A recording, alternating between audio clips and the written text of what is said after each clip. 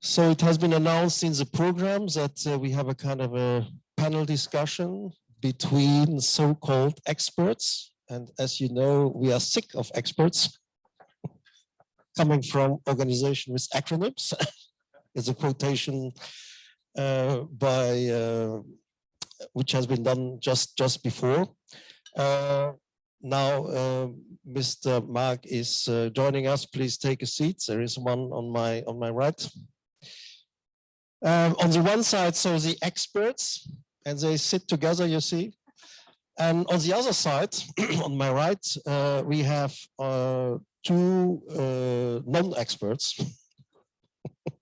And I think they insist on being non-experts in happiness, economics, and science.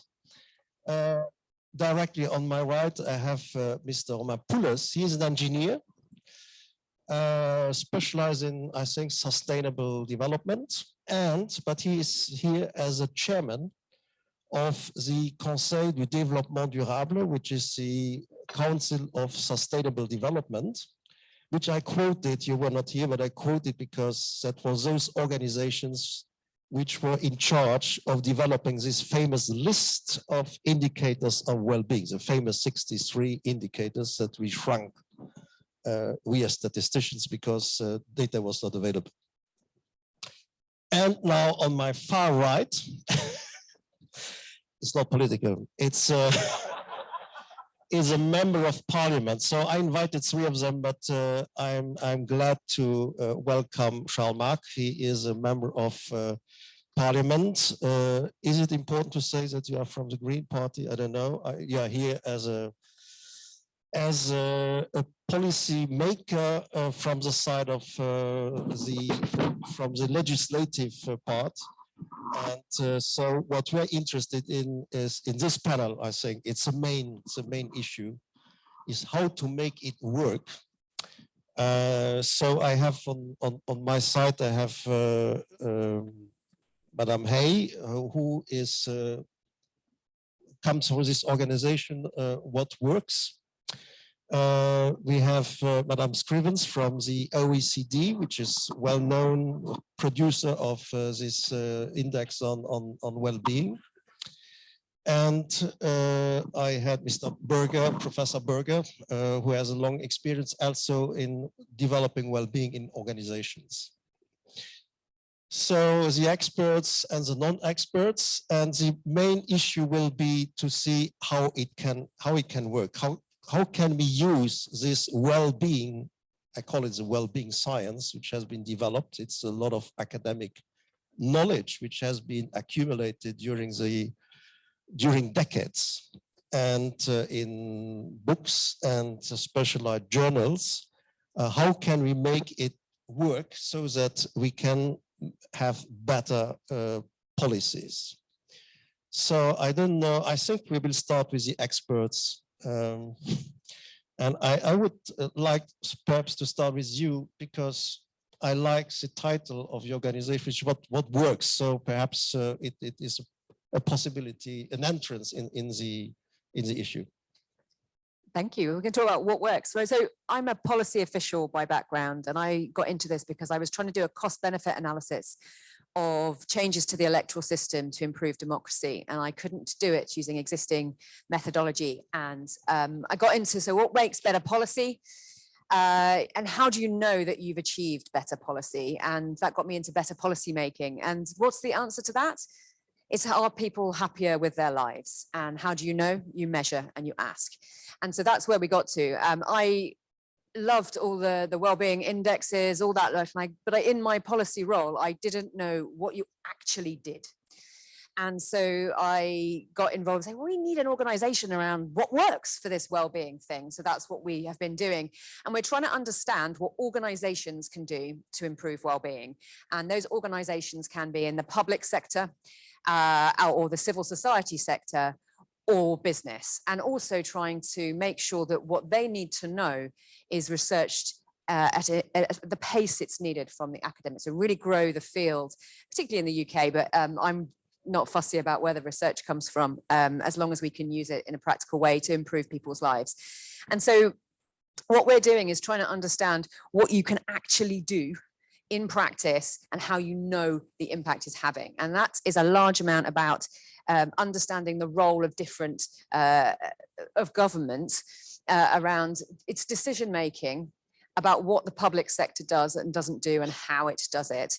But civil society is all of the rest of us, and we have a massive role to play. So you need that information as a public good, and that's what these statistics were. So all of the challenges you brought up at the beginning about how to make it relevant, the pace of it, make it useful, all of those things are what we work on. And actually one of the things that was interesting during the pandemic is while we have a wellbeing framework with these 10 domains in the UK, and actually across the UK, we've got lots of domain-based frameworks, Scotland, Wales, Northern Ireland, that are used quite in lots of ways.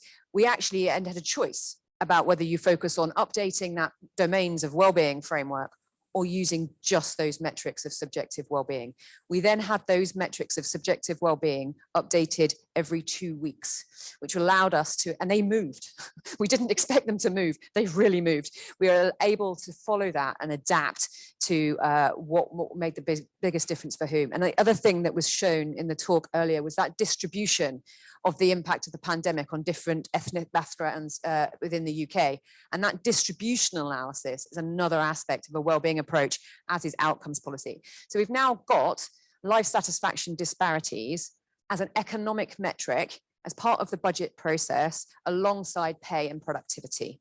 Now that is a major achievement. It may not be called wellbeing, but it's there in the process and it's across all different areas. So that's one of our successes. We've also got guidance on how you use it in policy making, in appraisal, in an evaluation across all government departments. So the Jubilee bank holiday, which is today, part of the business case for that includes a wellbeing assessment for it. So it should boost national wellbeing. We'll see. Okay, great. I think what we are describing is something which we want to aim at. Yesterday, we had the Ministry of the Economy here, Mr. Fayot. In his speech, you have felt that he is very supportive. And during the drink, he told us we have to go now and take the next steps, mimicking what New Zealand is doing, what the UK is doing. So we have a lot to learn. And but I will give the floor to the non-experts to see how we can bring this agenda forward. But perhaps first, I would like from the OECD, which is well known for producing and probably being pioneering in this area. I quoted Giovannini in the beginning. He was a guy promoting, at the time it was called Indicators of Progress of Societies. So I think we dropped progress somewhere, but I think it's philosophical. What is your experience on how make this bridge between research on the one side and policy making?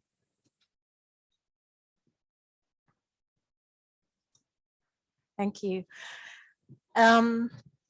Well, I think one thing to note is that the OECD, our trajectory has kind of mirrored the trajectory of a lot of countries at the national level, their experience with well-being, in that we started with the measurement and now we're moving into the policy uses of well-being metrics. And so I'm currently in a center called WISE. It's the OECD Center for Wellbeing, Inclusion, Sustainability, and Equality of Opportunity. This is a very new center. It was created during the pandemic, and my team that's been working on the wellbeing framework was in the Statistics Directorate for the previous decade. And so we've seen a huge amount of progress over the last almost 2 decades that we've been working on this work. As Serge said, the first World Forum on Statistics, Knowledge and Policy, which was kind of the milestone to launch this, was almost 2 decades ago in 2004. But increasingly over the last few years, we've been pushed up to the limit of what statistics can tell us, because it's clear that measurement is so incredibly important. We need this evidence. It's often said we measure what matters and we only do what we measure. But it's clear, and Serge's presentation this morning showed that measurement isn't enough. I can expand on that later. And so our experience is a little different from Nancy's, where you have the opportunity to look in depth at a specific country and really look in that context at what matters. And so much about wellbeing policy is context specific. And what we're trying to do is look across countries and convene countries and see if we can get any common lessons across there. And it's this is a relatively recent area, and I don't think we should be, I get a sense sometimes, and I understand it, of this frustration of selling this idea potentially to policymakers. And I think we can't underestimate what a huge agenda this is, because it isn't just a measurement agenda. It means changing our institutional approach. It means changing the way that our civil servants even think about analyzing policy. And so already the fact that the academic consensus and the statistical consensus around well-being and subjective well-being seems to be fairly well established, that wasn't necessarily a given 10 years ago. And still, as Serge is saying, I just come off the back of a 3-year project working with Latin American countries. And that was interesting because there was a huge resistance to subjective well-being measures there, which has changed over the last 3 years. I apologize because my way of thinking branches off in many different ways. I can expand on any of these points. But tell me perhaps to the audience, with the experience you have, how many countries or the proportion of countries where you say that they are really doing something out of this? Is it 5%? Is it 10%? So basically over half of OECD countries have some kind of well-being measurement or policy framework in place right now. I would say the majority of those have come into place over the last 10 years, but some have been in existence for almost 2 decades, since the very start. Now, it's true that the share of those that are making concrete steps to link the measures to policy is smaller, but there's a number of different ways that these measures are being taken. And so even if we can think about legislation that's been put in place. So for example, constitutions that are being changed to put well-being measurements as part of the constitution. We can think in terms of national development planning, which is a huge issue in Latin America, but even in countries outside of the region are using this. And one of the examples that's coming up again and again is budgeting. And even in the last year or two that we've been talking about it, I mean, poor New Zealand, they must get invited to every single conference because they are the pioneers and they are considered a best practice for good reason. That didn't happen overnight. They're building on work with the Statistical Office and the Treasury over the last 10 years. But even over the last 6 months, or even over the last 2 years, I mean, Serge mentioned Italy and France. Canada is also looking into this. Ireland is looking into this seriously. And I was very interested to hear the Ministry of Economy of Luxembourg mention this. There's a momentum here. And just to finish off my initial intervention, I've been working on this for a long time. And one of the issues at the start of this, in say back in the 2000s, the mid to late 2000s, was how do we know this isn't a fad? I know we still get this, but how do we know this isn't a fad, referring to the social indicators movement of the 60s and 70s, the environmental indicators movement of the 80s and 90s? Well, we're here almost 2 decades later, and it's clearly not a fad. And it's not just something that's hanging around, there's a progression, and it may be slow and frustratingly slow and maybe too slow given the challenges we have. We don't have the luxury of time, but we are moving. There is an accumulation of expertise on this. Okay, I think it's really, really interesting because what you said, it's 3 decades later, we are still here. So it's not as the former movement, social indicators, which disappeared with the crisis. I remember in the 80s, 70s, 80s, with the crisis, all this movement suddenly disappeared. Now to you, I take you as the academic one. What does the research, how good are we now? How solid is our knowledge to be able to make recommendations to policy makers? Is the basis, the knowledge basis, is it strong enough? Is it solid enough to make recommendations supported, evidence-based? So what would you tell politicians, policymakers? Thanks. Well, I will tell a bit from my experience from working with organizations over the past 6 years. So you should understand, like EHERO, it's a wonderful acronym, by the way. Stands for the Erasmus Happiness Economics Research Organization. We are a think tank and research institute linked to the Erasmus School of Economics. Also, my background is in economics and sociology. Worked for a long time at the faculty before moving to EHERO. And like what we try to do in EHERO is on the one hand academic research, but we also have a very strong social mission. So like with our research, we would like to contribute to a greater happiness to a greater number of people. And what we did in this regard is set up a program 6 years ago where we do action-based research in companies.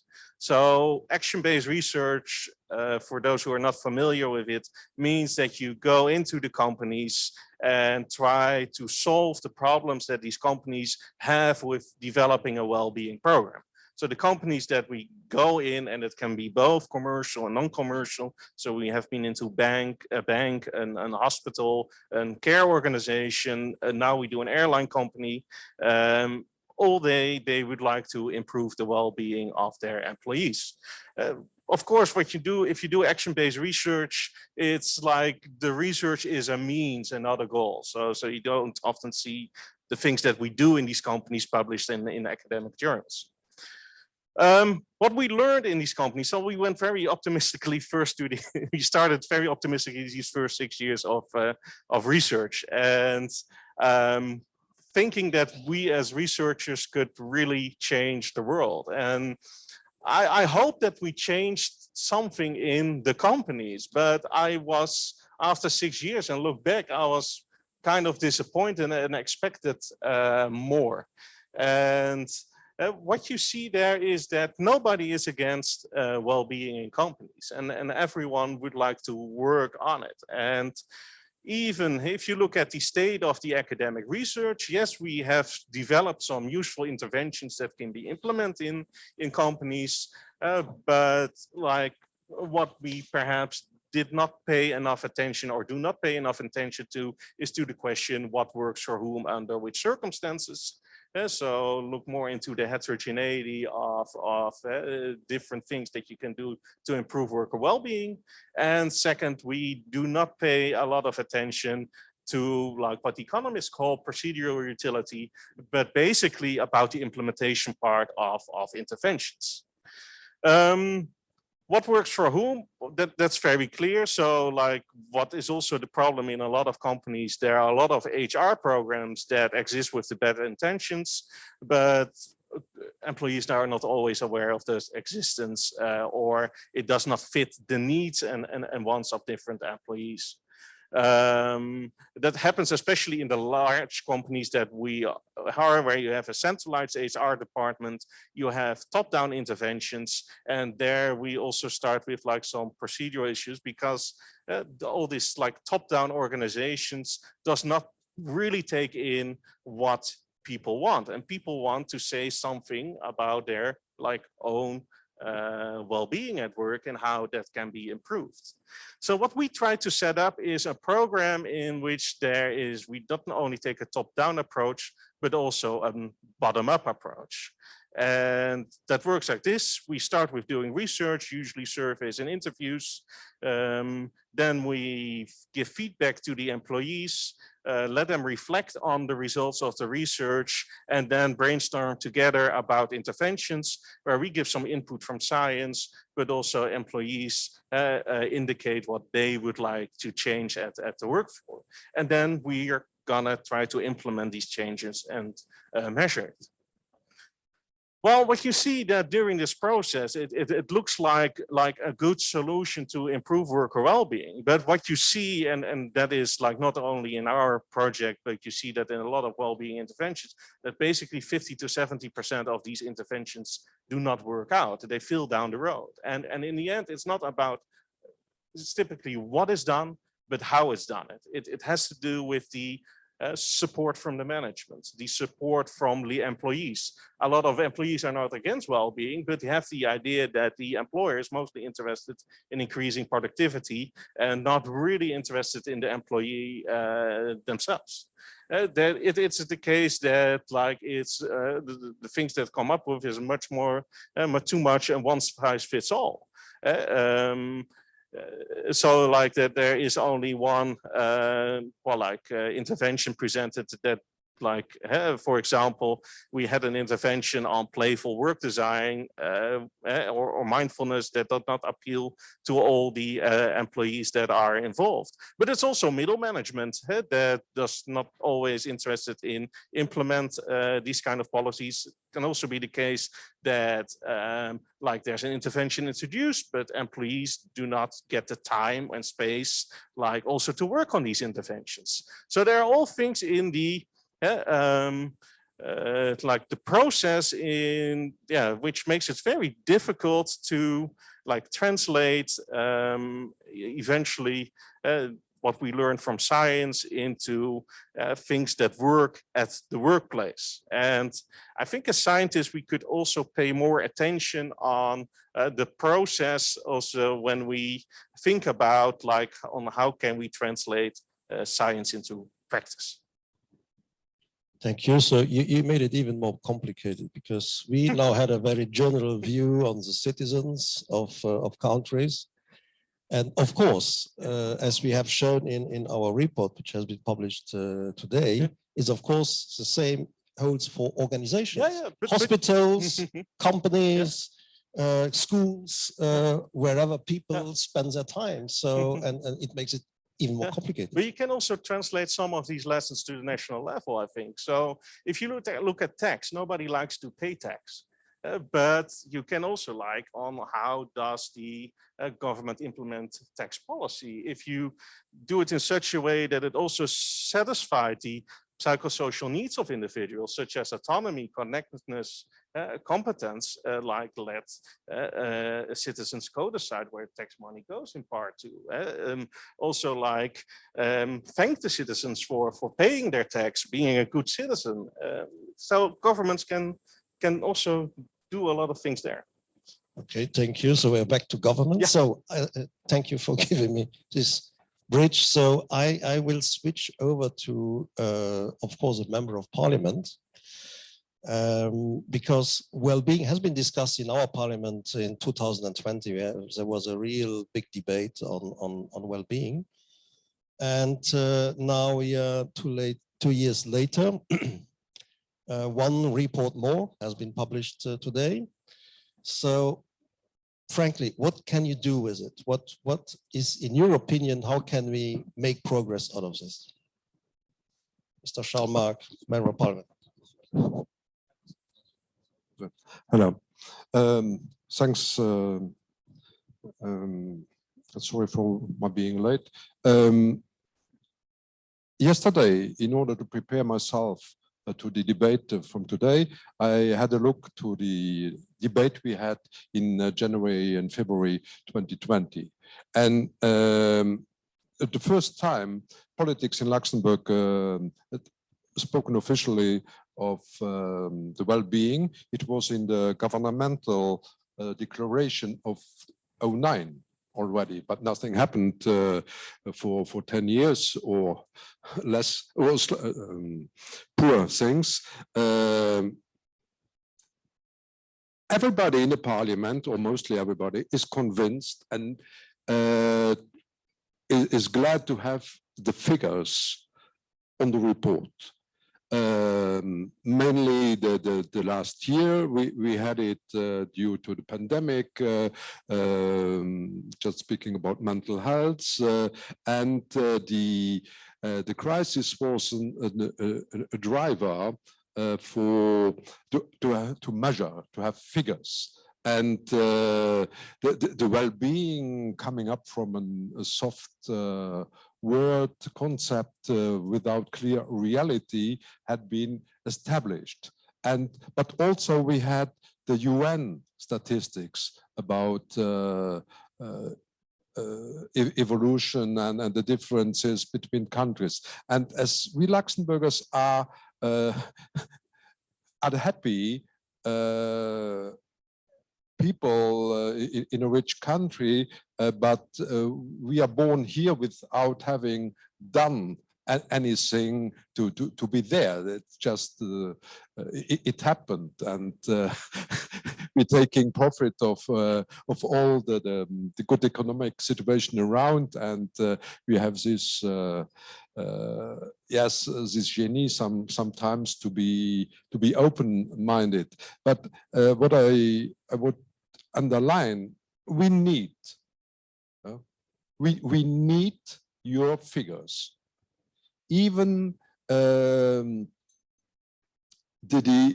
everybody is really sensitive to inequality, but inequality, it's for politicians, it's a nightmare, but we didn't had a perception of it. We could not say the poor around us are 5% now. The risk to be poor is nearby one of 5. So that's shocking, and that's the force of having figures. So we need to go on. And as Green, I had a look in the party program. Yes, a good life we need to measure, and not just to have the TPIB or PNB statistics, but we need the right figures to show people and to demonstrate. But one of the bigger problems to handle it in politics is that we as the parliamentarians were the politicians. In government, you have who is the policy maker? The minister, okay, he's politically responsible, but the civil servants around, and the civils around, they had been formatted. And I had one day the opportunity to listen to a conference of Carl Giraud, French economist, and he said, but how could you expect anybody of your civil servants considering these soft concepts, as they never heard about the transition, about the climate, about all the big challenges. So that's not in their formatage. But we could not afford as politicians to wait that we had renewed all the people, the civil servants. And my big concern is how to address our wishes to the Ministry of Finance, not Pierre Gramegna or Yoriko Bacchus now, but to his main civil servants. That's the names of our Minister of Finance. Yeah, the new one and the one who has gone. But not all the civil servants are narrow-minded. And there's some who are more open. You are one of them. You want to say something on this? Share some experience. So I was involved for a long time in improving policy making and training civil servants in particular. So bringing well-being into policy making for the last 10 years. And you're right, because who are policymakers? Who is deciding? Who's advising? Who's helping make those decisions? And those policymakers are partly the economists, the statisticians, the policy officials within government, but also the elected members of all parties, and those advising from civil society, from the consultancies, organizations doing business cases for regeneration plans. all of these people are the people who are policymakers. So knowing who they are and what they need to know is really important. So a couple of things that we've been able to do. One is build it into training. So we have it in the policy standards. So to be a good policymaker, having that bigger picture of both net zero and well-being in that requirement, and training to support it, and practical ways of how to do that so that you can use it consistently, robustly, and with confidence across a whole range of different parts of the public sector and more broadly is absolutely essential. So they know how to do it. Whether or not it holds sway or not is different.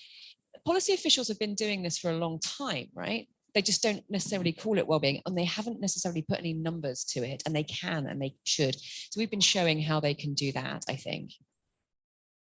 Exactly. So we will ask her to to train our civil servants on this. But you are right. This is a whole ecosystem which takes decision.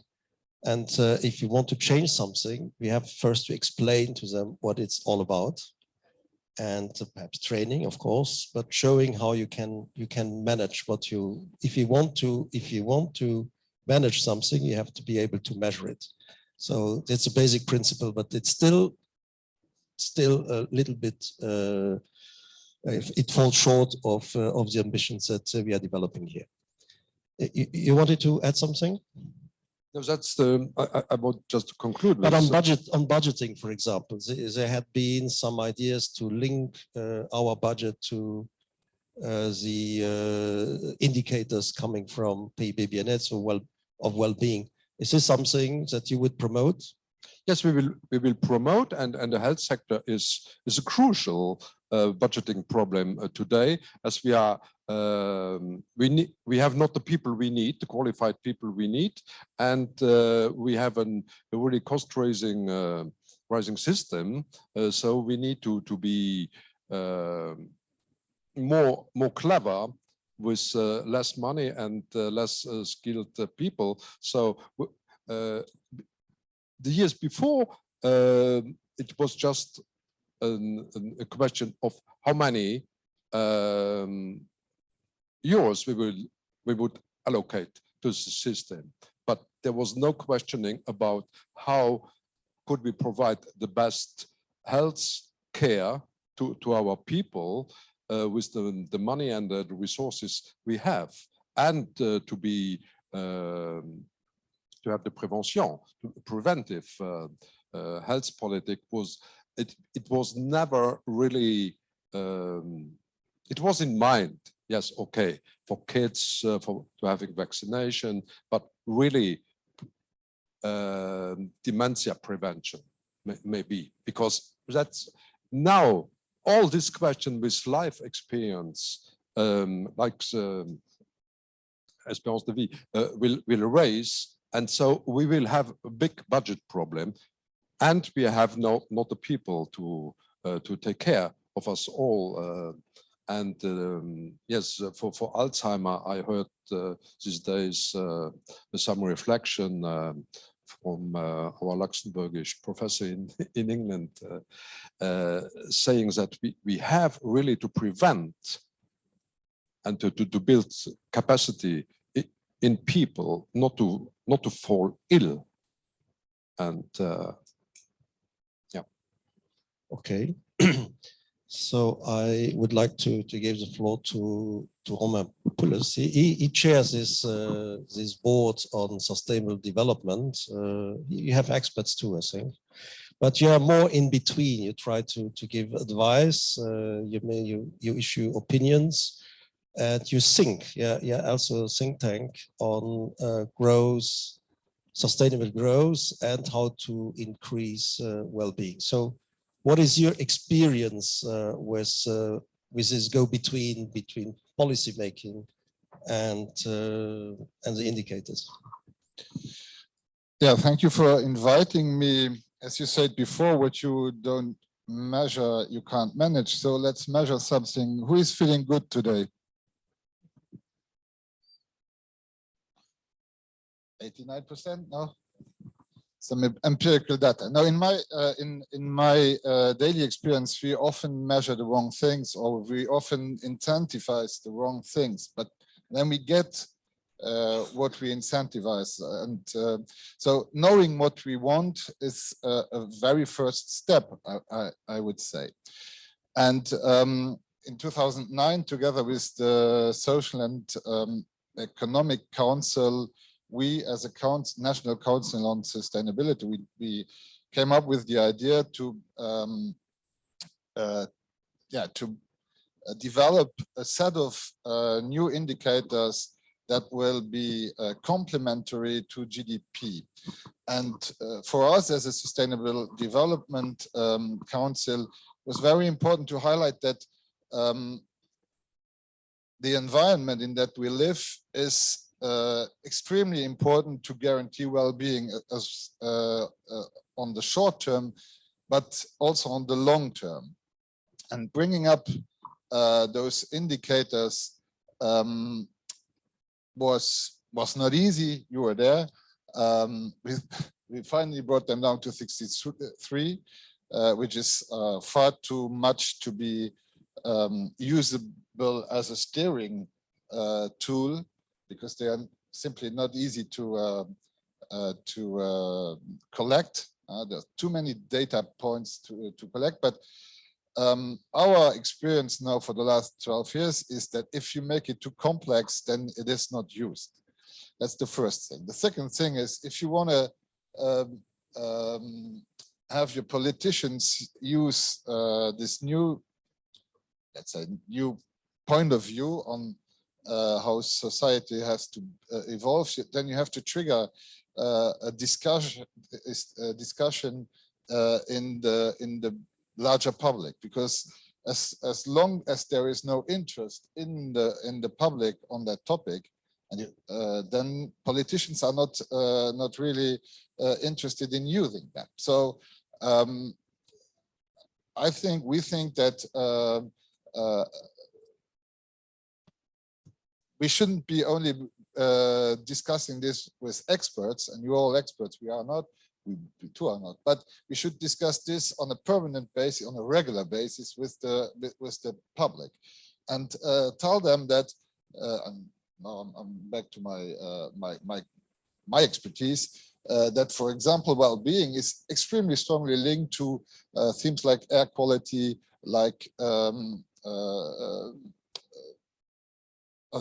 like health, like equality, etc., etc. So well-being is a very, very holistic, or very, let's say, widespread theme, and we should also see it as from a holistic point of view, not just seeing every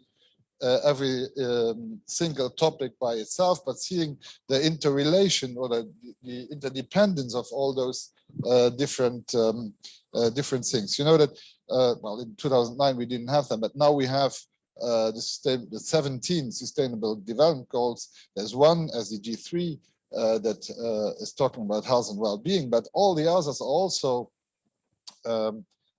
almost all at least, integrate some parts of health or well-being aspects. Now, normally one would think that all these 17 SDGs are, let's say, positively correlated to well-being. Most of them are, but some are less evident and might even be negatively correlated. And that's the case for SDG 12, that's consumption. A lot of people, at least on the long term, think that if we reduce or change consumption patterns, then our well-being could be reduced. And SDG 13, which is climate change and very, very closely linked to CO2 emissions, is a little bit the same. Reducing CO2, see the yellow vests, the gilets jaunes in France. Reducing, that was the goal, reducing CO2 emissions, and then came this whole social movement, comprehensible social movement. But so seeing it just let's say individually, it triggers movements like that one of the yellow vest. So at least we think, and that's our appeal today on you experts, is that well-being must be very closely linked to all the sustainability agenda, and that's, at least from our point of view, the way we should bring it into the public discussion and also into the policy discussion. Thank you. So I want to be a little bit nasty. So the big discussion we have now, it's about inflation and purchasing power. So how can we develop a discourse on well-being while the most important thing is how do I pay my bill at the end of the month? And we have now a big discussion, everybody, everywhere, even in Luxembourg, we are discussing about inflation and about how to pay your bills. And so how can we connect this discussion on well-being with this challenge of the day? Is anyone? Yes? I love this question. I think it's fantastic. So, and I was also struck by your point earlier about how we had this consensus, and then in 2008 we had an economic crisis, so therefore it lost momentum. And what is the point of the economic policy, right? You want that economic policy and it to improve lives, and that's what we're measuring here, right, with well-being. And there is a role for economic. Often it's seen as the Treasury saying yes or no to all the other departments, but actually there's a role for economic policy in achieving inclusive and sustainable well-being over time. And that's also the same with the environmental changes. So well-being is how we're doing as individuals, communities, and as a nation, and how sustainable that is for the future. So that's our children's well-being. They are the future well-being of their nation. But it's also about how we manage that transition without causing the intergenerational harm that we have seen in a previous industrial challenges that have happened, whether it's in our steel mining or port areas where we've seen those shifts and killed communities in that process. So what we're trying to do is all policy areas. And subjective wellbeing is a really clever metric for that, because it picks up physical and mental health, it picks up relationships, i.e. social capital, and it picks up jobs, and expenditure actually is a bigger impact on subjective wellbeing than income is. So what we're able to do is thinking, what are you trying to achieve in that goal? But I do think we've got a very bumpy ride ahead of us with some very unpredictable outcomes. And so what we're trying to do is sustain well-being over time. And so that's if you can connect it to resilience. So when we were talking about a well-being state, you're connecting well-being to resilience. And GDP is silent on risk. It's silent on sustainability. So risk is a key part of this over time. So you saw social trust is built, whether it's in an organization, if you're a chief executive, or if you're a planning in Pacific Northwest, the places that did the best had thought about the risk for the future. They had a plan, they adapted that plan with the end goal of making sure everyone was all right. So that's how you integrate the two together. I'm not fully convinced, I must say, because what you're telling people, it's okay, but you have to look for the future, and there are other aspects which you should consider. Do you think that this is a discourse which will convince our citizens? We have to, on a short term, we have to take care of the poorest. And to make, as we decided here in Luxembourg, or we try to decide within, to make it clear, to have a redistribution about a lot of money, even going not to the very poorest, but to the middle class, so they can accept what Romain is saying about consumption and life behavior, but to in the meantime to go and support the reorganization of infrastructure, the reorganization of economics, so that at the end of the day, the end of the crisis, the situation is no more the same, the dependency of fossil energies is no more the same, to foster renewable energies. And now that's the moment to explain that these things are essential and not to fall back in the old world, in the older model. But as Romain said, we have to take care to the Gilets jaunes situation, not to have this legitimate problem, because these people have their concerns of their kids, of their housing, of their heating, of the minimum, and that's undiscussable. But my concern, and I say it here in a table ronde on the platform, is this mid-term and long-term reflection has to go in now in our discussion for short-term. And there I have a problem with some trade unions.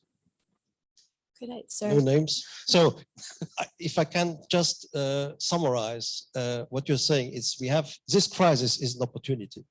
So for the transition, and if we make it right in the short term, it will help us in the long. That's what you're saying, I think. But the discourse has then to be a little bit enlarged, because for the moment it's not really in. Yeah. Thank you. I was just going to make the point as well that generally cost of living crises are often the spur for countries to take more attention to well-being approaches. In 2009, the reason that the Stiglitz-Sen-Fatoussi Commission was set up by the French government was because there'd been so much discussion about the cost of living. In Israel, there were huge protests on the street that took the government completely by surprise in 2011, but because of the cost of living. And then we saw, I mentioned Latin America earlier, and part of the reason that I feel that there's more of a willingness to talk about well-being and subjective well-being in Latin America is because of the huge protests there, and partly were to do with the cost of living. And so what's difficult here is that exactly what you're saying, what we need, this is an opportunity, crises are opportunities, and we need this to take more ambitious, and we need to have a more long-term and preventative approach to policy. And the pressure at the moment is to think about more short-term actions. But if we think of well-being, and just to clarify, when I talk about well-being from an OECD perspective, I'm talking about a multidimensional approach where subjective well-being is one component, but it's also important to look at health and education, issues that are very often discussed in policy, but also other issues that are less discussed in policy, such as social connections, which was mentioned a lot this morning. And I think what we need to do is think about policies that can be cost effective in the long term, because they're kind of giving us triple wins. They're giving us well-being gains in the short term, but also contributing towards sustainability and towards equality. So for example, we recently did a report on the impact of COVID-19 on well-being.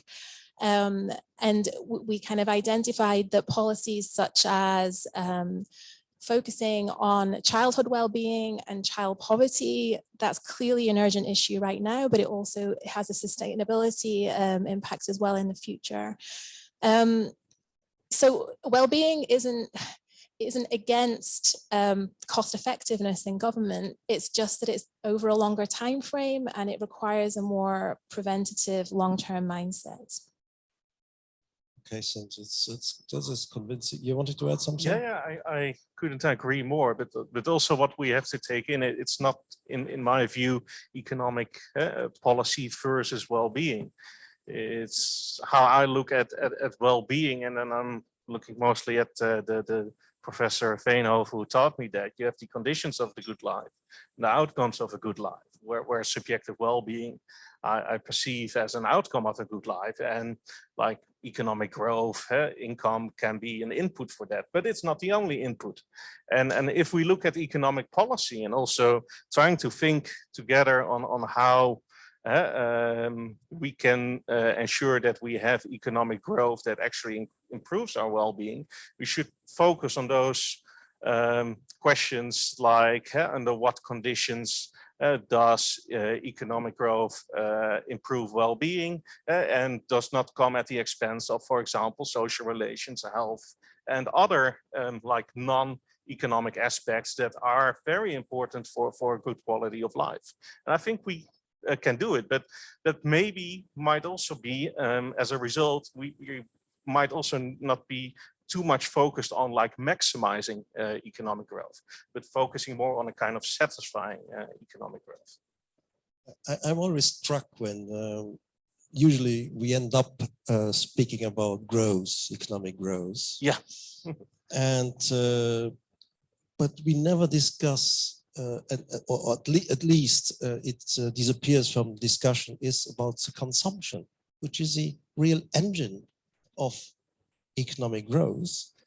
Because consumption, I think Professor Bartolini said it, consumption society with the advertisement, selling lifestyles which we are all buying, which we are all practicing, it's so questioning your own lives that we prefer discussing economic growth, but in fact, probably the most important thing to discuss is a consumption society and the way that we consume.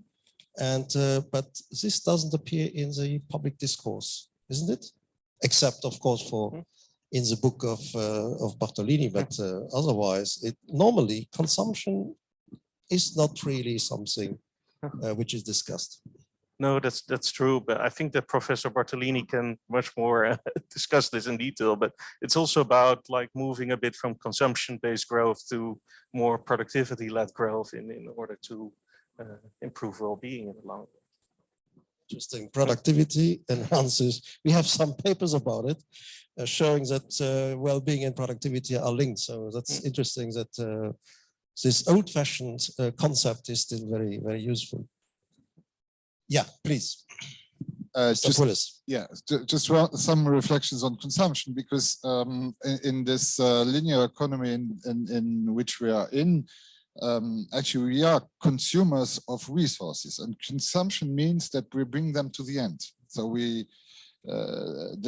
this economy has one single output, and that is waste. All you see around here will become waste. And I would suggest that we change our way on looking at consumption, because the only thing we should consume is products out of the biological cycle, so the things we eat. All the rest we should switch from consumption to use, and using resources more intensively, more effectively, bringing them back to the cycle, to the value chain, let's say. That's a complete different economical model. And so eliminating consumption when we're talking about technical products, or let's say physical products, would be one step into a more qualitative, let's say, economy, and also maybe a qualitative growth approach. Yes, so switching from economic growth to consumption, I think there would be a lot of benefit if we mean it seriously with enhancing well-being. Do you agree with it? No. I just want to pick up a couple of things that subjective well-being does when you add it to the analysis. It does three things in particular. One, it picks up adaptation effects in a way, like things we get used to. And there are some things we get used to more than others. And there's two implications for that. One is that you look for things that we don't adapt to, and unemployment is one. So you prioritize a jobs-based approach. And we've seen that in the UK, and that includes inclusive work. And then secondly, you also have to renew a bunch of stuff that we do get used to. So you have to keep topping up social connections, you need to keep topping up happiness and those types of things, particularly if you've got high challenge, you need high happiness. And then you've also got two other effects it does. The relative effects are very, very big, so effects of status. And you can see that in the attempting to get win-win approaches. And actually, mental health is an area where if your mental health improves, mine does not get worse. Whereas if you get a pay rise, you feel better, I feel worse, and you get used to it. It's really not great. So there's something about relative effects there. There's also something about experience goods. that start to become more important, and things that we appreciate more in retrospect. And we're quite bad at predicting the things that we'll be good at, that will make us feel better. But actually what the life satisfaction approach tells us is that you can see that how we actually experience things is not always the same. So experience goods and services become more important in that context. There's a whole load of things that do start to switch if you start applying these approaches. I have a follow-up question on, of course, when you say the pay increase, is this good or bad? Especially with high inflation? Well, it's a really tricky one, right? Because we do obviously be able to afford the basic goods and services that we need to live a good life is important. So I don't quite know the answer to this, but what we're trying to do is shift from having an answer to this is the inputs and how do we solve the problem in front of us. So it's a prescription. It's not a, it's ingredients rather than a prescription. So I think I circled one of the points earlier, is like, what do you recommend policymakers do? And actually one of the things you're doing is building the metrics in to systems and evaluations so that you can actually make decisions in the context that they're happening, whether that's an island or a city or a different community that you're in. You're using this information as a public good to make decisions to solve problems in your context. It brings me to a more general question. You wanted to add something? A more general question about, take for example, we know from many studies that well-being can be explained by, of course, income plays a role, but social capital, so relationships, etc., has a strong impact and even larger than income. So are they complementary? So could we imagine that, of course, if you have high inflation, purchasing power is going down, but you can compensate by speaking more to your neighbor. So is this, as you keep your well-being level at the same level, a safe starting level, is this something? Is this something we could think about, or is really cynical?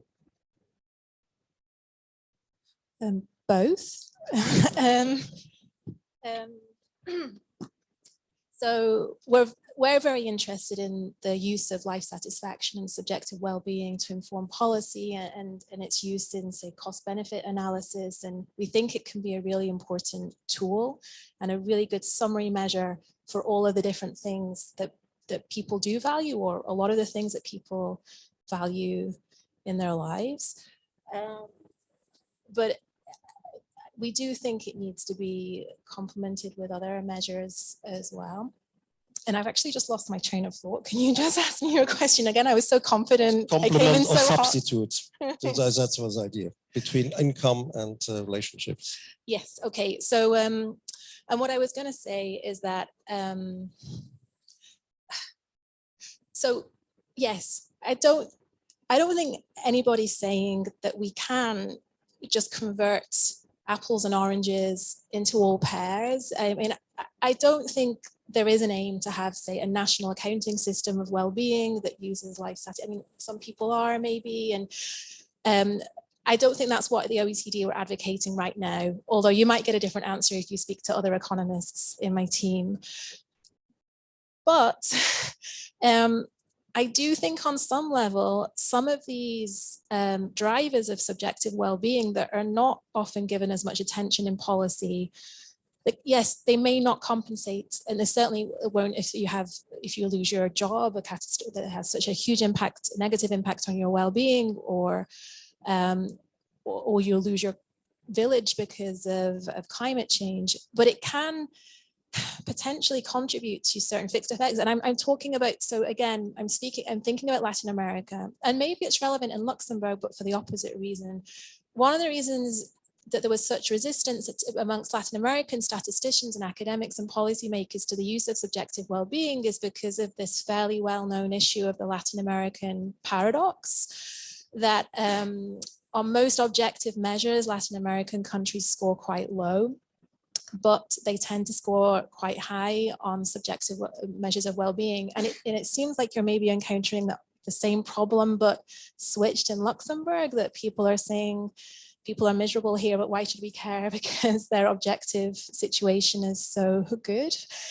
And yet I think one thing that the last couple of years has shown, so first of all, there was a huge negative impact with the data that we currently have on a lot of the subjective indicators with the pandemic that you didn't actually see, at least in the aggregate to the same level in OECD countries. Like there was a huge drop in life satisfaction and in social network support.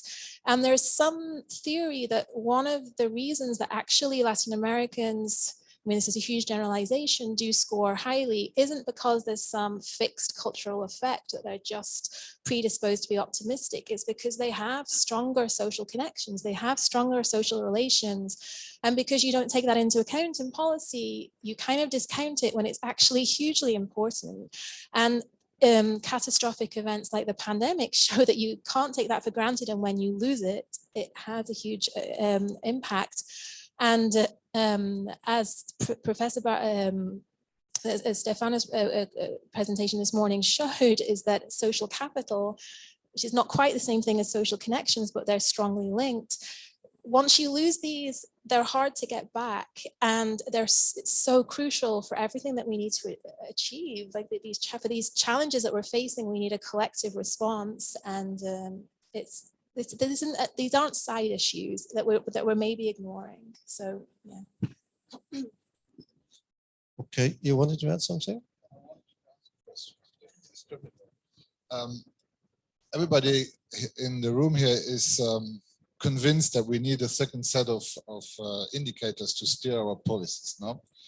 But we have one, which is GDP, and the success of GDP to, let's say, we think that the success of GDP is linked to the fact that it is a single indicator used in every country and makes things comparable between countries. And then, and the second thing is that it is quite easy. It's not easy, but I mean, it's measurable on a, so isn't that something we should think about, that because in well-being, my guess is that at least 20 different initiatives, if not more, and everybody makes his own soup, and so things are not comparable at all. Is that something that you share as a thought? That's a good question. So that would be mandate to OECD or Eurostat, etc. So construct a happiness index, which is the same for all the countries, and which we could use like GDP. Is this a good project? No, I don't think so. So let me expand. So Serge, you mentioned this morning the OECD Better Life Index, and that was partly what informed the Luxembourg Wellbeing Index.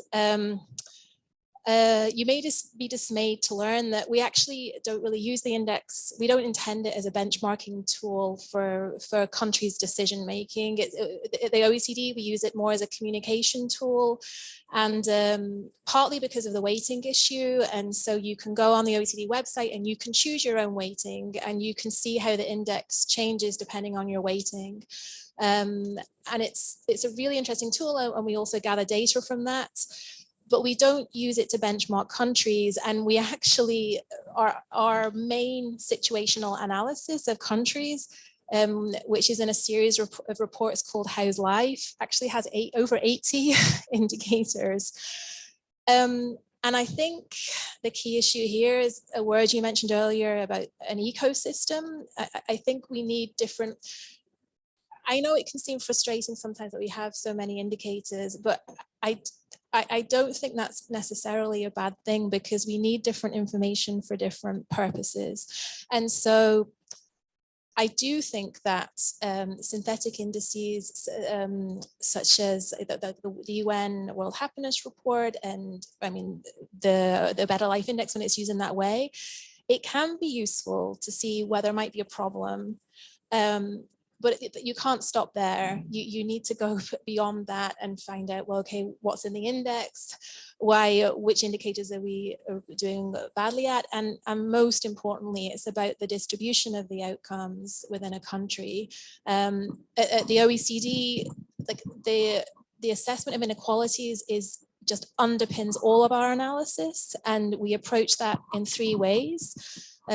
We approach it through vertical inequalities, so which looks at the dispersion across society, so like the Gini index, which can sometimes be, there can be political resistance because some people say, well, how much is too much and where's the threshold? So then we also look at horizontal inequalities, so look at different population groups. And this is where we really need more and more data to help us explore this, because you can't, there's less political, I mean, it's still political, but if you can really see and identify the groups that are doing worse across multiple dimensions, then it's harder to ignore the call to help, to act, and then looking at deprivations. So it's a lot of information, and it's not. I can understand it, but are you convinced? No, I'm not convinced at all. Sorry for that, but well, I would add another question or two to that. And we, well, as a society, agreed on the 17 Sustainable Development Goals throughout the participatory process. So, and there is an index called, I think, the Social Progress Index based on the 17 goals. So why shouldn't we choose then that one? Because the 17 goals are the universal sustainable goals. No, We have a solution. So no. And thank you for this, because I meant to respond to this earlier as well. Like, well-being and sustainable development goals are not at all like there's a lot of overlap between, for example, the OECD approach and the Sustainable Development Goals. I think the Social Progress Index predates the SDGs, and actually is very similar to the OECD framework. So it's not coincidental that there's a lot of overlap with the SDGs. I guess there's 2 issues here. One of them is that, so the OECD framework is a conceptual and a measurement framework. Now the measures are quite different in some aspects to the SDG indicators.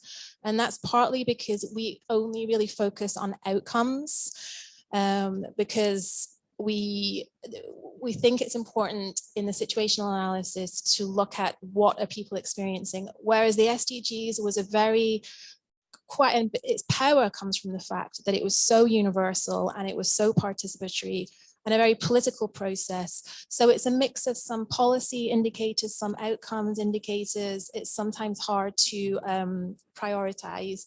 And the way that countries are dealing with this is and regions is by taking the SDG framework and adapting it to their own national priorities. And in a way, I also want to clarify that the OECD framework is not intended to be the well-being framework. It really is for countries to decide from themselves. And I absolutely agree that some kind of participation or consultation has to be part of this, because this is also part of the value of bringing well-being approach to policy. It makes you state what you're trying to achieve, and then it makes your actions more transparent. And whether you like it or not, at the end of the day, when you're putting that information out there, it gives civil society the tools to hold you accountable. So it's really, that's really important. And so we understand the long explanation. yes. Sorry, while on the side of, okay, I would say decision makers, they want the number, easy, comparable to with in the whole world. And such, I'm happy, because it's exactly what I have to explain, what you're now explaining. Normally it's very difficult to explain. But I think the advantage of GDP is it's there for 80 years at least. So we are used to it. And second is just one number, because we aggregate millions of things which are quite different from what the baker does and what the bank does, etc. Put everything together because we have money as a unit of account.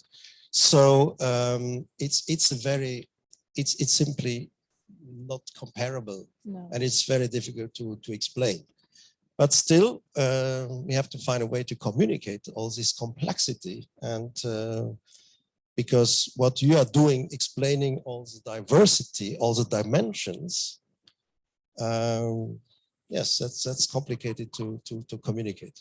I think you don't agree, but just actually some practical things about how you use it in practice. So I was struck by how there's a difference between goals and outcomes that you're trying to achieve as a political decision-making process, and the data that underpins it, as the wellbeing frameworks are, which are multi-dimensional with a load of outcomes in them. But every part of society, every part of government should be able to see what they're contributing to as a shared sort of data bank or pantry for advice and decision-making about what you may then choose to achieve. So there's a difference between political decision-making that we do collectively as part of democracies and then as stated in goals, which is what the New Zealand process has done. So it has the living standards framework, which is a wellbeing framework, which is this is a shared starting point about where we're at. And then the goals or the budgeting process is a separate political process that we've decided collectively through our democratic process about what we want to be achieving. And I find that split really helpful. The thing is also, it's not just government trying to achieve this. The other thing about making both the data and the goals explicit is it's not just government trying to achieve it, it's civil society, it's organizations, we're all part of this civil society business in ourselves. And so the other thing is about how it enables collective action across society, not just from government or the experts. Do you are satisfied with this? I feel that. Okay, but that's really the debate. We are in the core of this debate. But take, for example, forget about all this dashboard, all the many indicators. Just take one: inequality. That's easy, no? In principle, or poverty, and you decide as a society that inequality here it's too high. Okay, if we compare to the average of the European Union, it feels that Luxembourg inequality is too high, so you have to do something. You take one indicator and you have a debate around first, what is inequality, how is it measured, how it is explained, and what are the levers to reduce it. So you take only one indicator. So the complexity of comparing it's disappeared. So the question is, why don't we do it? Why haven't we done it during all this time?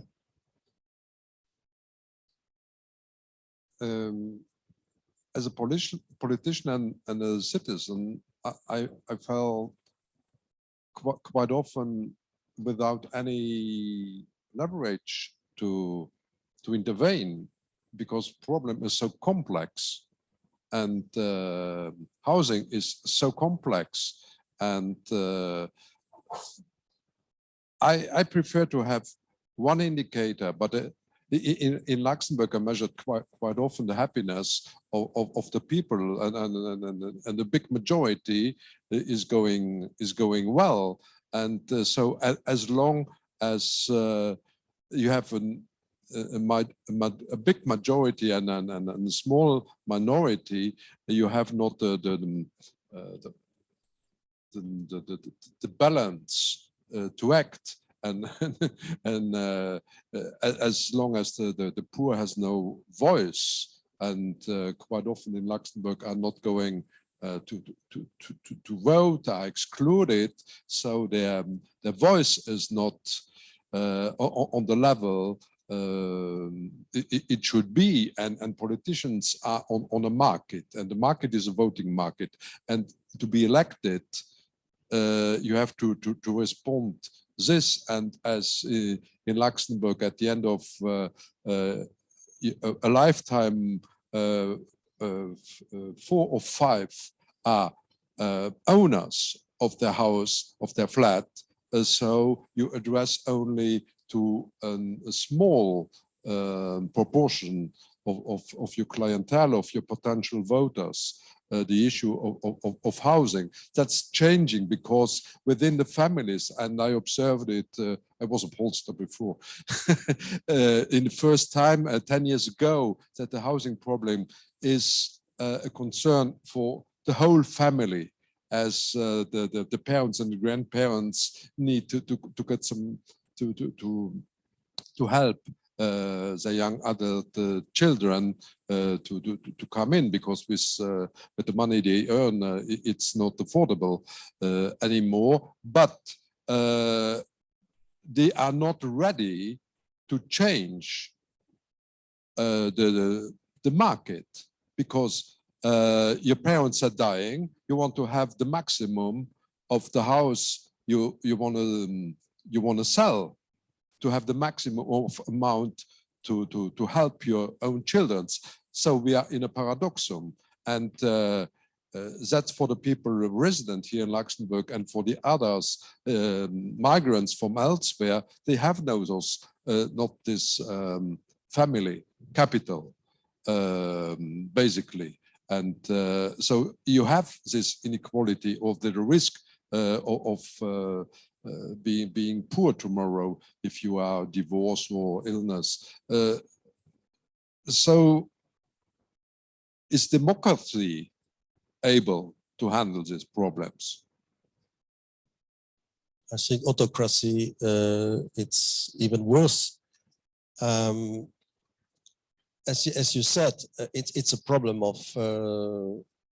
opinions and how they express politically, and probably it is linked to crisis. So we had the pandemic; it was a crisis, and lots of things happened because of the crisis.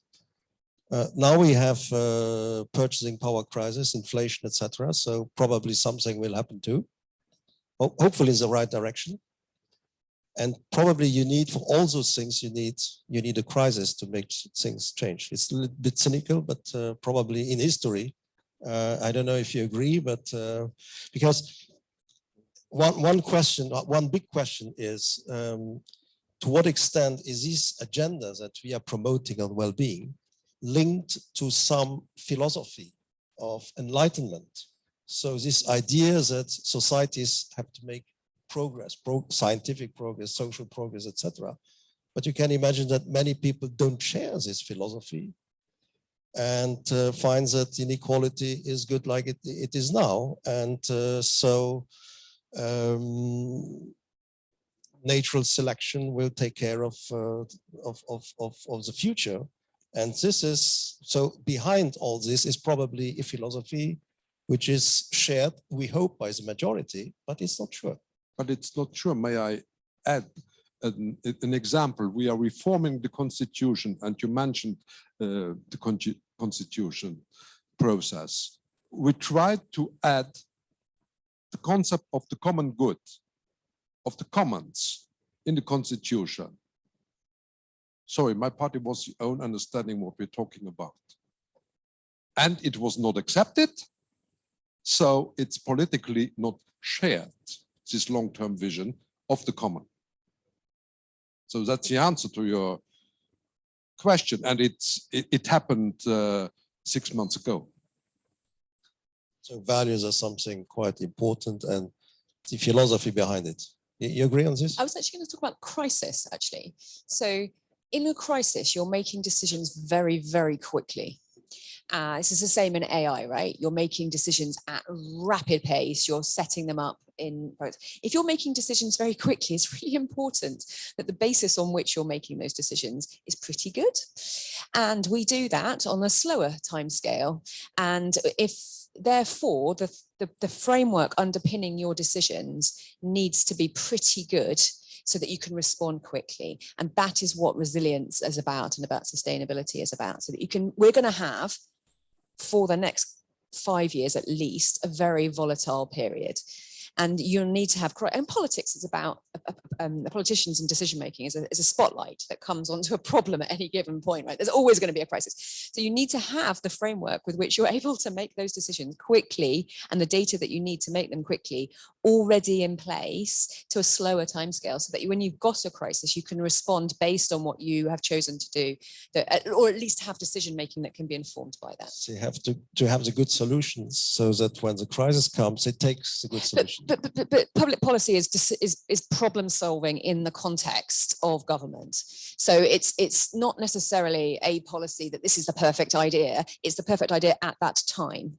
And so that's why you need that decision-making underpinning that is able to show the voices of everybody, particularly those who can't easily be heard because for whatever reason are visible in that decision-making process.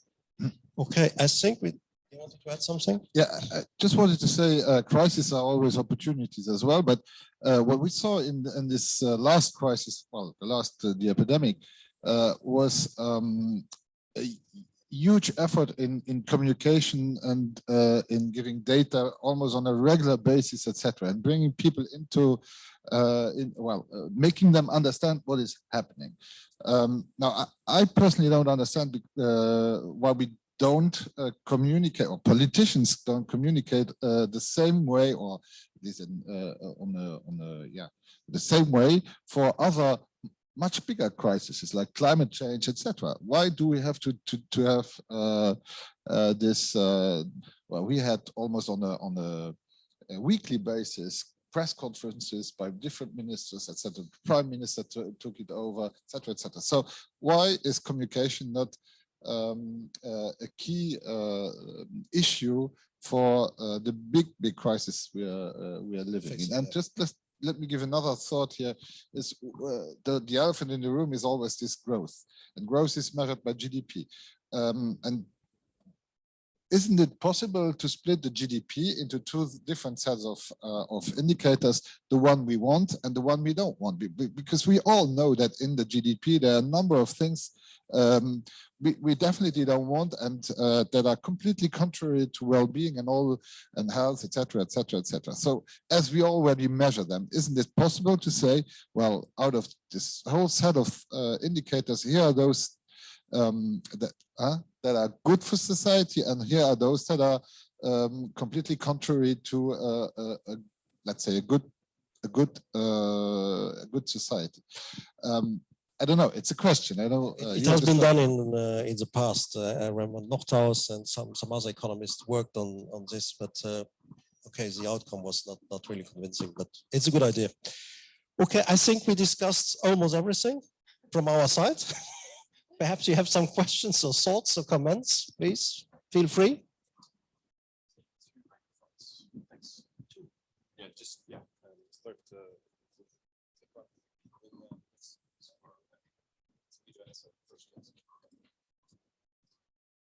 Hello, thank you for a very interesting discussion. And as Professor Bartolini mentioned, I must say from where I am, I'm from South Africa, Johannesburg. My name is Talita Greiling. What's very important is what you mentioned there, is only that what you can measure is what you can manage. What's important is that the measurement must be correct. So if you use GDP, and you look at Simon Kuznets, the father of this, you already said, this is not the right measure to measure well-being. It measures everything except well-being. So you must get the right measure, which is not GDP. I'll just want to make take some questions. Yeah, sure. I just want to make one parenthetical. We're going to try to open up to as many people as possible. So please keep questions relatively brief, and then we can have more people participate. Thanks. And the next one's over there. Yeah. Yes, thank you very much for everything you've been saying. I'm Katherine. I'm from Paris. And I just wanted to make one very short remark about the yellow jackets. We don't know exactly what the motivations of the yellow jackets were. We don't know exactly what the motivations of the yellow jackets were. We are still trying to know. So they were not sustainable. There were many people, many different motivations. Just this remark. I have a question for Martijn. Do you make a difference between happiness and well-being when you measure it? And I have a question for Nancy. Do you make a difference between satisfaction and well-being? Thank you very much.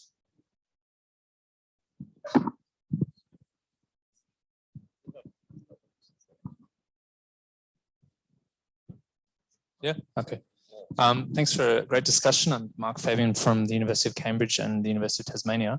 I just want to pick up on a theme from very, very early on in the discussion, which was about how well-being is contextual.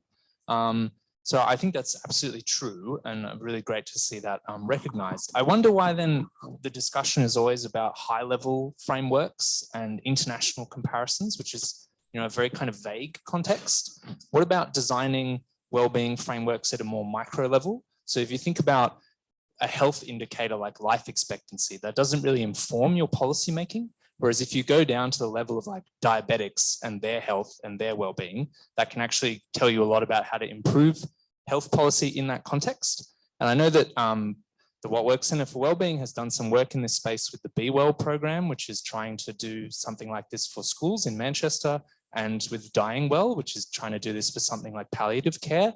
And I'm just wondering what the policymakers' reception of this idea is, and Nancy, in your experience, how policymakers have received it.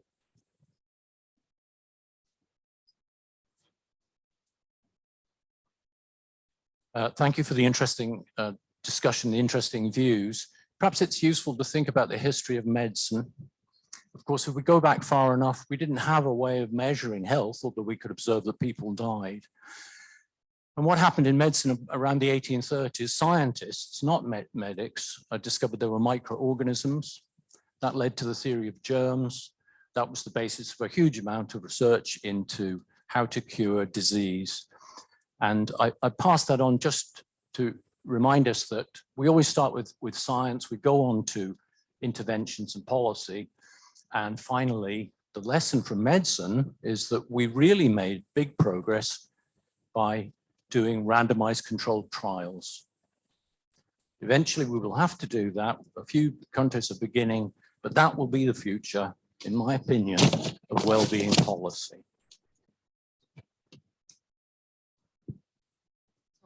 Then my question is there a risk on this well-being approach, in your opinion? We have heard a lot about limitations of gross domestic product, but what are the limitations? Because certainly there must be limitations in well-being.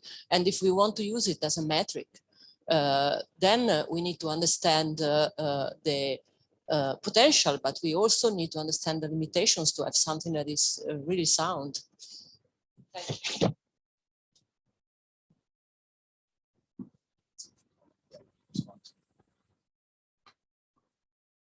Who wants to start? Everybody noted some of the questions. Okay.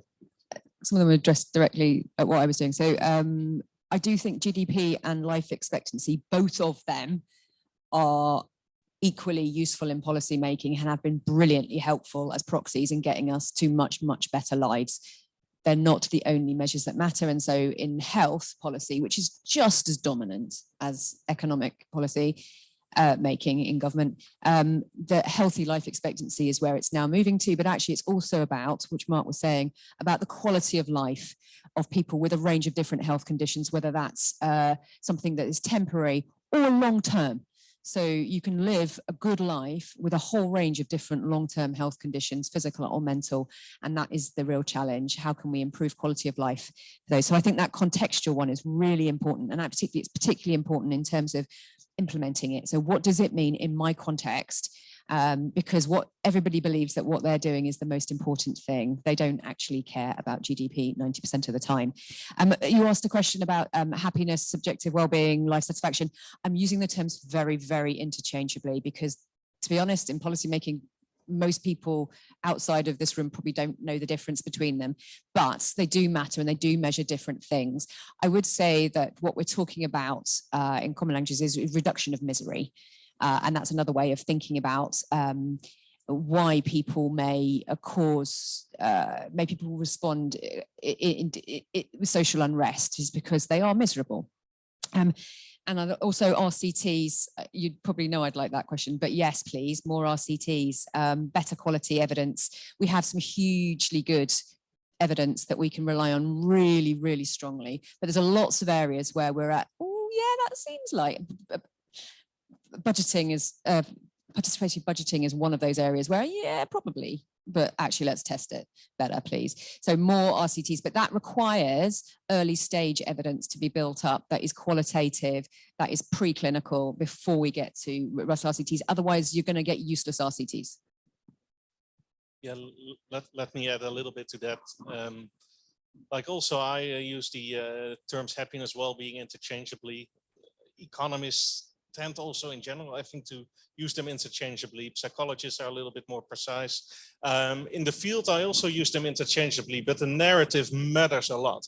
So what I sense in some organizations, they don't like the term happiness. So especially, so it's too soft. It's too much focused on personal life. They tend to focus more on like work-related concepts like engagement. They also like well-being more, but also with a term like engagement, it's very appealing to management boards because it's more directly linked to productivity. But if you say to an employee, oh, well, we're going to work on your engagement, then like, well, what's wrong? It's like you're interested in me as being a production factor instead of being interested in me as a human being. So it's very important, like also to sense what kind of terminology you use in the field. And again, like the happiness is too soft, but if you say to an employee, like, we're going to like interested in your happiness, you might also come too directly into their own lives. To Chara's question, briefly, like, so yes, there are, in my opinion, like some dangers with using subjective measure well-being as an outcome measure. So like, I think it's very usable for us as researchers also to find out like what factors are important for well-being, but to use it as an outcome measure for success of a country is very dangerous. In a way, from a politician's side, a little bit can be easily misused, I think. From a citizen's side, like, well, if they want to get things done, they might also fill out lower scores. But also there is, I think, a morality issue also in this debate that some philosophers like Etzioni have touched upon. It's like you had well-being, increasing the well-being of some might be at the expense of others, and especially minority groups might be at risk here. Like migration policies, I think, an interesting thing in this regard to look. Yeah. I do not mix up happiness, well-being, and subjective well-being. We do use them in different ways, and it is sometimes a barrier for us trying to actually communicate what we're trying to do, because if you're not in this field, then if you think of well-being, you think of free yoga classes, like it's for well-being for us does encompass so many things that it's hard to communicate on sometimes. But also in terms of subjective well-being, for us it means very specific things. We have guidelines on measurement for NSOs, and we see it as having three components. One of them is life satisfaction, which is one of the most widespread policy uses, where you evaluate your life overall. One of them is affect, emotion. So asking people how they feel right now, like, are you happy or not? It has some use as well, but it's a bit noisier. And so that's why life satisfaction is generally the most used one. And where the measurement isn't quite there, but still important, is this feeling of life, that you have meaning in life and a purpose, eudaimonia. And I'm going to skip to one of the last questions because it's kind of related about what are the limitations of well-being. And for me, it makes me think about the difference between our framework in terms of the conceptual framework and the list of indicators, the measurement framework. And so, for example, John de Graaf yesterday was saying, why doesn't the OECD use a measure of well-being in the survey? We don't have a survey, but in our measures. I would argue that, well, we do have a measure of access to green space in the indicators, but I would also measure that what John was getting at yesterday is conceptually in the framework about part of it is in this sense of eudaimonia that I've just mentioned, this sense of meaning and purpose. I think that was part of what he was getting at. But there's also part of it that isn't there, which is, I would say, connection to something larger than yourself. You could call that spirituality, which isn't in our framework. And I think that's why I keep coming back to this point. The OECD framework is not meant to be the single definition. It has to be context defined. I'm not sure anyone responded to your question, but it also, it's not just about the limitations of well-being, it's about the limitations of metrics. Yes, what we measure, it does, et cetera, but it's never going to give us it's never going to tell us what we have to do. That's always going to be a political decision. And we also can't forget that we're always going to miss something. It can't only be about the metrics. And I think that just brings me back to the one question about the analogy with the history of medicine, and just the last point that I think governments would always say, or in the last 50 years, that the role of government is to improve well-being. It's just that what's different about the well-being approach is that I think we are letting go of this idea that GDP, and I'm not bashing GDP, we have to keep measuring it, but it doesn't tell us everything we need to know. And so rather than assuming that economic growth automatically leads to all of these outcomes, what the wellbeing approach is doing is just trying to get governments to look more directly at this. And because the whole system is geared around GDP analysis, like, yes, it's easy to measure GDP, but only because we've been doing it for so long and we have all of the system behind it, and we have the models, and we have economists trained to look at those measures. I just really quickly, like the UK report on levelling up mentioned, I quite like this framework of thinking about the groups of issues we need to think about in terms of changing policy, and it's information, incentives, and institutions. And these dashboards that we're all talking about, I think, is only the tip of the iceberg in terms of the information pillar. We do need simpler indicators. And I guess the simple answer right now is that we don't have all of the answers, because I really do believe that we're still at the early stages of this, and hopefully momentum is going and we'll move faster. We need incentives from top-down leadership, but also from the evidence base. Like, people are not going to do this just because they think it's a good thing to do. Like, the more research we get, the more we'll be convinced that we know why we're doing it, and we'll have better sense of the drivers and the interconnections and the trade-offs and the synergies. And the institutions, we didn't touch on this very much. I mean, this is so much a big part of Nancy's work, is that you really need to change the way that government works together and communicates, and that doesn't happen overnight. So yeah. Okay, so I think we covered all the questions. You want to add something? Okay, so I think, yeah, everything has been said. We covered the whole important subject, I think. Yesterday we had. Are you making another round? Okay, no, it's not time. I'm free.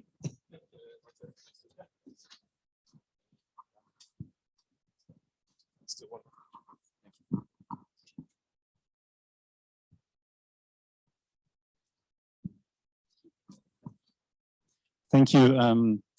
So what I'm interested in your view on, well, let me make it a very provocative statement that we are hugely overestimating the significance, at least that we should give to indicators, at least to such one single lead indicator. Of course, we have GDP, and I think the problem is that we are paying too much attention to it.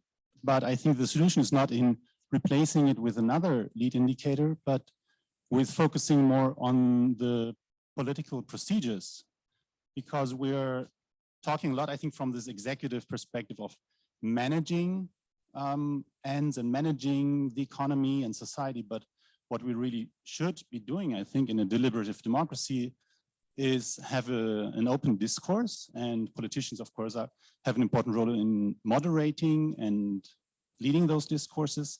But it's not that we should strive for governing by numbers. We need to have people discuss. Of course, we need data and indicators to inform those debates, but I think we should get back to having more of these debates, having them more openly, and new models. And I think that is also very crucial in what Stefano pointed out.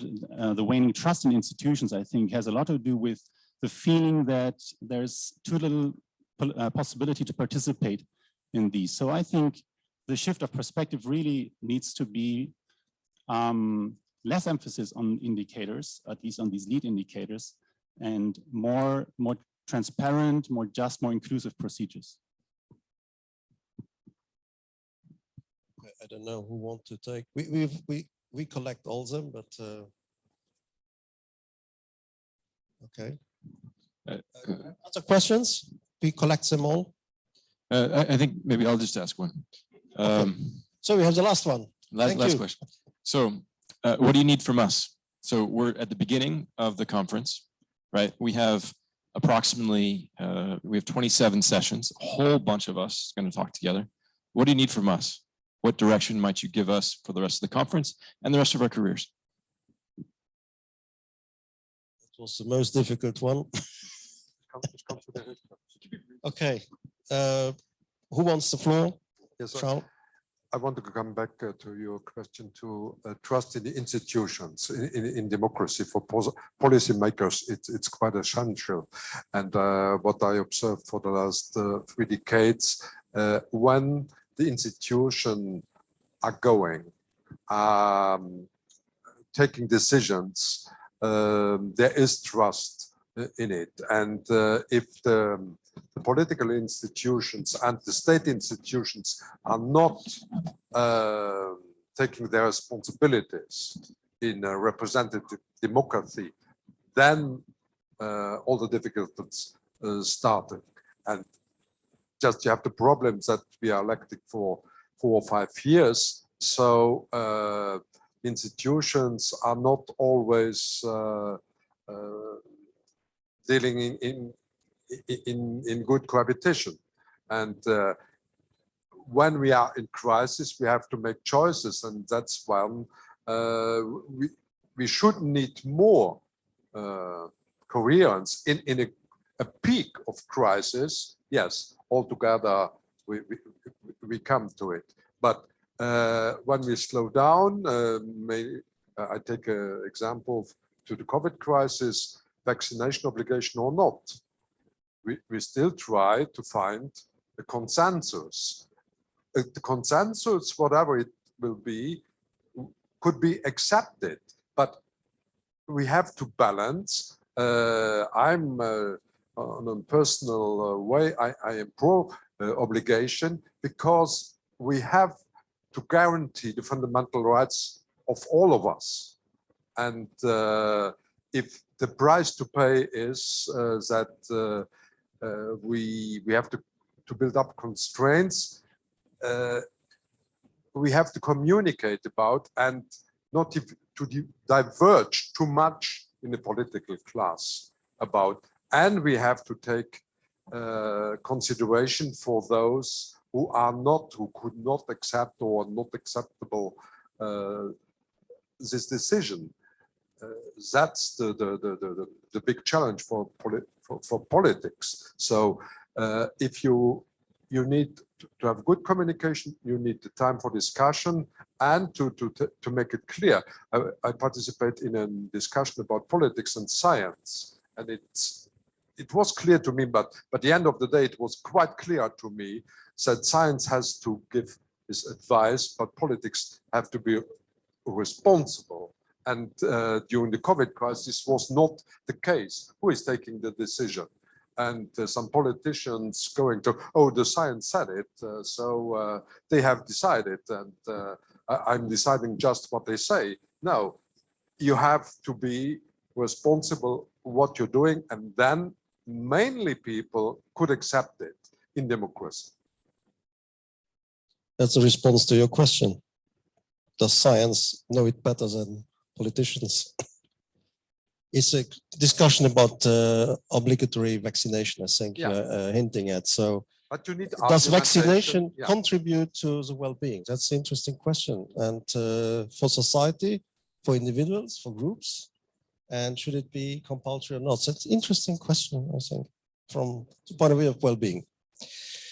Who else? Yeah. I love these questions. So firstly, trust. Trust is built at an individual level in those small moments of positive social connection, even trust in institutions. I used to work on the governance data for the civil service, but also for the public institutions. I used to work on the constitution. A couple of other things though, it is also built, so trust in government is built by competence and having a plan. We can trust that someone has thought about that this problem might happen and is able to respond thoughtfully and intelligently. And so that people know that there's going to be someone for them there in times of trouble. And that someone for them could be a neighbour, but it could also equally be a state organisation responding in a snowstorm or whatever is the incident. So there's some really exciting work on trust. I love the Ipsos work on trust in particular. Participative democracy, I used to be head of electoral reform in the UK. I think there's some great ideas in participative democracy. We looked at joint decision-making processes and the wellbeing evidence. We found a lot of it was sort of initial and promising, and I think there's some work to do. I think practice has jumped a long, long way ahead of the research. And I think what works for participative democracy would be very helpful. It is often a black box. We don't know what's going on, and a lot of influence can happen in that circumstance. So that would be my recommendation, is that we need better evidence around what works on joint decision-making processes. It can be incredibly expensive, and it could also, but can be, and there is a skill set to it that needs to be done. Having done them across the UK, I think that is not always valued. And then what do you want from us? So firstly, I would say well-being in research and academia is not great. After a professional level qualification, wellbeing goes down with education, so PhD and onwards. So please look after the wellbeing of those of you in research. But secondly, please use the data that we have got happening. There is huge amounts of wellbeing data available, ESS, etc. Across the UK, we've got in 30 different data sets. Please use it. And secondly, for me personally, please tell us about it so we can get it into practice, please.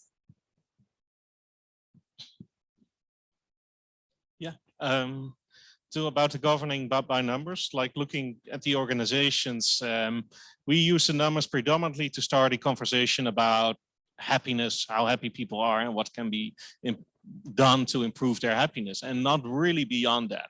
We use it in some evaluations, but I think it's predominantly useful to start a conversation, and numbers can really help also people to conceptualize what happiness is, create awareness, create a kind of a common definition, and but like as I earlier told, using happiness as a measure for success or a key performance indicator is a bad idea, and we also do not recommend companies to do that, although some would like to. So I literally worked in an organization who said, well, we want to increase happiness from a 7 to a 7.5 next year. How are we going to make that happen? And said, like, that is not the way to proceed.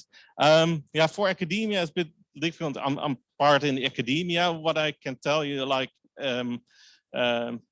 just advise, try to valorize your work. I know it's not incentivized in universities at all to go outside, but I can just recommend it's fun to do.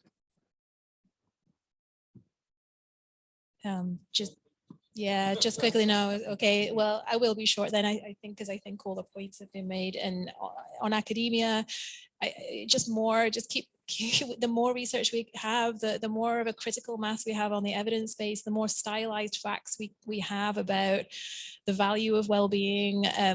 It helps us build this narrative, and even though I don't think we can have a grand theory of well-being, the more we know about what drives it and the interactions between different dimensions, the better. And also, I think there's at least one session coming up about the policy use of well-being indicators as well, that whatever evidence we have about that is very useful.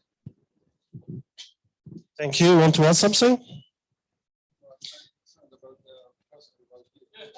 Okay, so thank you very much. I have a long list of questions for discussion. For example, evaluation, because once you have a well-being policy, how do you make sure that it helped really? So did it make a difference? And it alluded to this, to the question about making random experience to find out if it was helpful. There is this very beautiful book by the Nobel Prize winners Duflo and Banerjee on useful economics, where they show all the evaluations they have done over the world, and which shows that what you think intuitively is very often not confirmed by data. So it's very interesting, but it goes too far. I think we had a very interesting discussion. I hope that you enjoyed it. It was, I think, intellectually very satisfying. And I would like to thank all the colleagues who was with me here in this discussion, and especially our guests. So thank you very much.